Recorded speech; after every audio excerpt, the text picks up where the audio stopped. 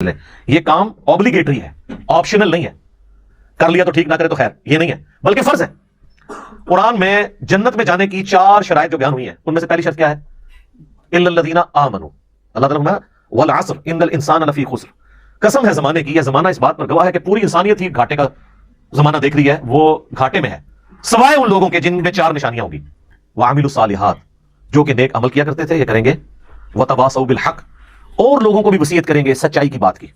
उन्हें मान के नहीं बैठ जाएंगे, सच्चाई के लिए खड़े होंगे, सच्चाई और इंसाफ के ऊपर कायम होंगे।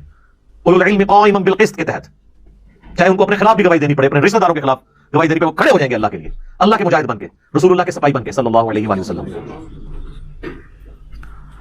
वतवासौ बिल हक, वसीयत करेंगे हक बात की, सच्ची बात बताएंगे लोगों को, बिल्कुल दो टोक। वतवासौ बिस सब्र, और फिर जब फैंटी लगेगी तो सब्र करेंगे। जी, ये हो ही नहीं सकता कि आप हक बात करें तो आगे आपकी फैंटी लगे। बहस और बाजा नहीं करना, सिर्फ बात पहुंचानी, ये बात ज़हन में रखिएगा।